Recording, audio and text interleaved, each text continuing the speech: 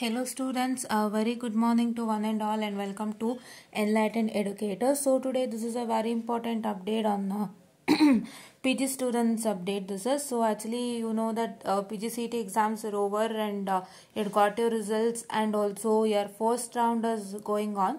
So actually they have released a tentative academic calendar for first semester PG students, that is MCA, MTech, MBA, M Architecture, M Plan, etc. So let's see what is that. Yeah,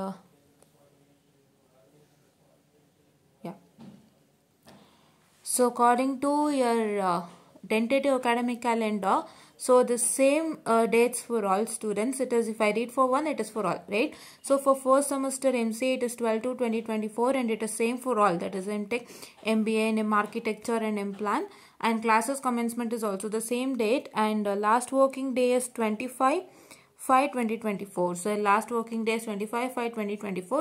It's applicable for all, as you can see, no changes.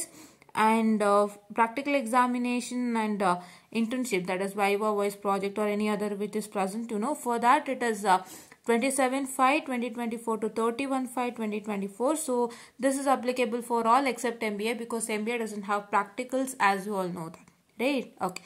And the examination starts from 3/6/2024 to 26/2024 as for all, right? For MTech, MBA, M Architecture, and M Plan, and MCA also, right? And your commencement of next semester is from 25/6/2024, right? So this is what is your tentative academic calendar with respect to the first semester MCA, MTech, MBA, M Architecture, and M Plan, right? Yeah, so let's see the final timetable, but I hope so that this timetable as well as the final timetable will not change at all. So let's see what happens, but it is not in our hands, right? Yeah. And one more thing to tell you, so yesterday I had released a video based upon my channel, and I also told you a very short story, but I'm repeatedly telling you again because we want more and more subscribers from your side, right?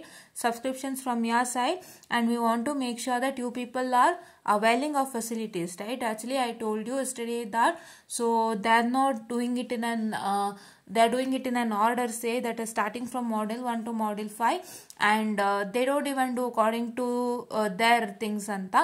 So actually what is that going to happen is when they do it in an order, sometimes so you will be having module 1 as very difficult.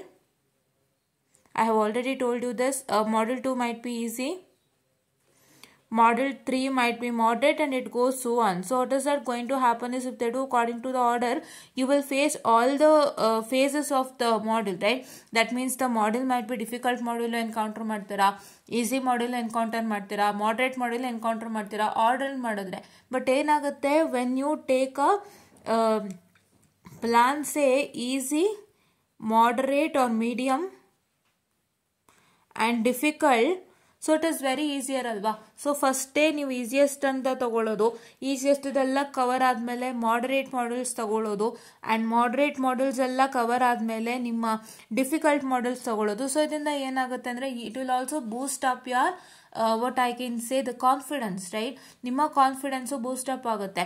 ಆವಾಗ ನಿಮಗೆ ಈ ಥರ ಆರ್ಡ್ರಲ್ಲಿ ಮಾಡ್ಕೊಂಡು ಹೋದಾಗ ಏನಾಗುತ್ತೆ ಅಂದರೆ ನಿಮಗೂ ಒಂದು ಸ್ವಲ್ಪ ಬೇಜಾರಾಗ್ಬೋದು, right? You will feel like ಇವ್ರು ಆರ್ಡರ್ ಮಾಡ್ತಾ ಇದ್ದಾರೆ, ಸೊ ನಮಗೇನು ಗೊತ್ತಾಗ್ತಾನೆ ಇಲ್ಲ ಇನ್ ದ ಸೆನ್ಸ್, ನಿಮಗೆ ನಾನು ಹೇಳದ್ನಲ್ಲ, ಇದಾಗ್ಬಿಟ್ರೆ ವೆರಿ ಫಸ್ಟ್ ಮಾಡಲೇ ಡಿಫಿಕಲ್ಟ್ ಆಗಿಬಿಟ್ಟು ನಿಮ್ಗೆ ಅವ್ರು ಹೇಳ್ಕೊಡ್ತಾ ಇರೋದು ಗೊತ್ತಾಗ್ತಾ ಇಲ್ಲ ಅಂದಾಗ ಏನಾಗುತ್ತೆ ಹೇಳಿ, ಸೊ ನಿಮಗೆ you will get some different thoughts in your mind stating that this subject is not up to the mark.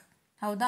So ಆ ಥಾಟ್ಸ್ ಬರಬಾರ್ದು ಅಂತಾನೆ ನಾವು ಯಾವುದೇ ಸಬ್ಜೆಕ್ಟ್ ತಗೊಳ್ಳಿ, ಫಸ್ಟು ಯಾವುದು ತುಂಬ ಈಸಿ ಇದೆ ಆ್ಯಂಡ್ ಯಾವುದರಿಂದ ನೀವು ಒಳ್ಳೆ ಸ್ಕೋರ್ ಮಾಡ್ಬೋದು ಅನ್ನೋದನ್ನ ನಾವು ಹೇಳ್ಕೊಡ್ತಾ ಇದ್ದೀವಿ. ಯಾಕೆಂದರೆ ಕೆಲವೊಂದು ಸಬ್ಜೆಕ್ಟ್ಗೆ ನಾವು ಏನು ಓದಿದ್ರೂ ಕಷ್ಟ ಬರುತ್ತೆ ಅಂತ ನೀವು ಅಂದ್ಕೊಳ್ತೀರಾ. ಇಲ್ಲ, ಅದರಲ್ಲೂ ಒಂದಿಷ್ಟು ಈಸಿ ಇದೆ ಆ್ಯಂಡ್ ಅದರಲ್ಲೂ ಪಾಸ್ ಆಗೋಕ್ಕೆ ಒಂದಿಷ್ಟು ಮ್ಯಾಟ್ರ್ಗಳಿರುತ್ತೆ, ಬಟ್ ನೀವು ಕರೆಕ್ಟಾಗಿ ನೋಡಿರಲ್ಲ. ಸೊ ಅದಕ್ಕೋಸ್ಕರನೇ ನಾವು ಆ ಥರ ಆರ್ಡ್ರಲ್ಲಿ ಟೀಚ್ ಮಾಡ್ಕೊಂಡು ಬರ್ತಾ ಇರೋವಂಥದ್ದು. ಸೊ ಹಾಗಾಗಿ ಅದರಲ್ಲಿ ನಿಮಗೆ ಮಾಡ್ಯೂಲ್ 1 ಸಿಕ್ಕಿದ್ರೆ ತುಂಬ ಸಂತೋಷ, ಈಸಿ ಅಂತ.